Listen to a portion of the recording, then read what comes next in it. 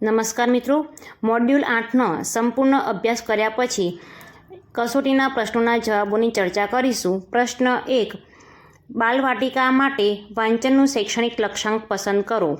2-3 મૂળાક્ષરથી બનતા સરળ શબ્દોને વાંચે છે. 1 મિનિટમાં 45થી 60 શબ્દોનું સમજ સાથે વાંચન કરે છે. અપરિચિત લખાણમાંથી 4-5 સરળ શબ્દોથી બનતા નાના વાક્યોને વાંચે છે કે 4-5 મૂળાક્ષરથી બનતા સરળ શબ્દોને વાંચે છે. તો જવાબ આવશે 2-3 મૂળાક્ષરથી બનતા સરળ શબ્દોને વાંચે છે. પ્રશ્ન નંબર 2. વિદ્યાર્થીઓ શાળામાં આવે ત્યારે તેઓની કઈ ભાષા સમૃદ્ધ હોય છે? મૌખિક ભાષા, માતૃભાષા, શાળામાન્ય ભાષા કે લેખિત ભાષા? તો મિત્રો આપણને ખબર જ છે કે બાળક આવે છે ત્યારે તેની મૌખિક ભાષા છે એ સારી એવી હોય છે, એટલે જવાબમાં મૌખિક ભાષા આવશે. પ્રશ્ન નંબર 3. માપન માટે બિન પ્રમાણિત એકમનું ઉદાહરણ કયું છે? વેત, લીટર, ગ્રામ કે સેન્ટીમીટર? તો બિન પ્રમાણિતમાં વેત આવશે. લીટર, ગ્રામ અને સેન્ટીમીટર છે એ પ્રમાણિત એકમો છે, માટે જવાબમાં વેત આવશે.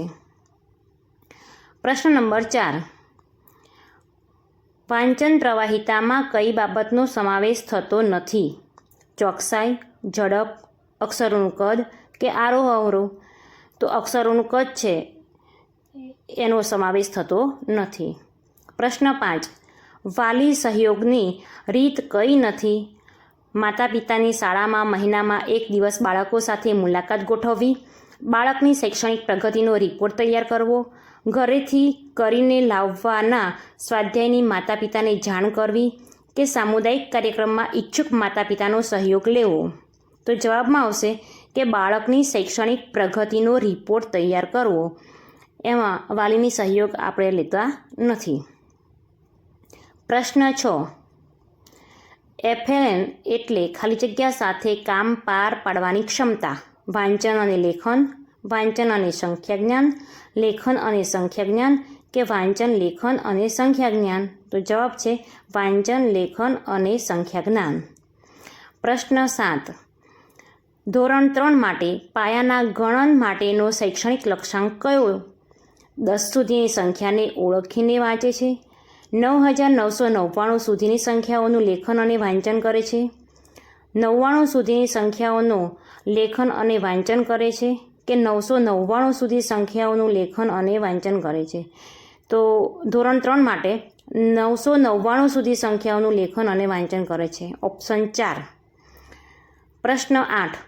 કયા વર્ષ સુધીમાં પ્રાથમિક સ્તરે તમામ વિદ્યાર્થીઓ પાયાની સાક્ષરતા અને સંખ્યા જ્ઞાન પ્રાપ્ત કરે તેવું નક્કી કરવામાં આવ્યું છે? 24-25, 25-26, 26-27 કે 28-29?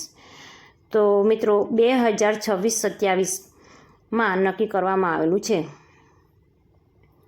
પ્રશ્ન નંબર 9. બ્લોક્સ વડે બિલ્ડિંગ તૈયાર કરવાની પ્રવૃત્તિ પાયાના સંખ્યા જ્ઞાનનો કયો ઘટક દર્શાવે છે? ઓપ્શન છે સંખ્યા અને તેની સાથે કામ, પેટર્ન, માપન, આકાર અને અવકાશની સમજ.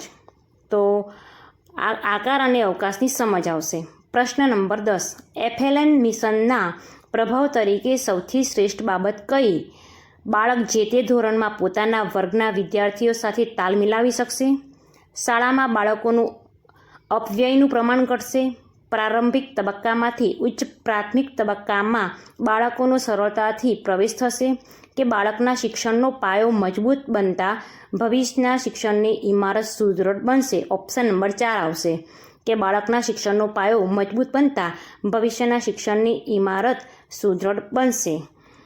તો આ રીતે આપણે સ્ક્રીન પર જોઈ શકીએ છીએ કે મોડ્યુલ 8 છે એ પૂર્ણ થતાં આ રીતે આવશે. આગામી પ્રકરણ માટે આપણે આગળ જઈશું. તમે પણ આ રીતે મોડ્યુલનો અભ્યાસ કરી અને કસોટીના પ્રશ્નોના જવાબ આપી શકો છો. થેન્ક યુ મિત્રો.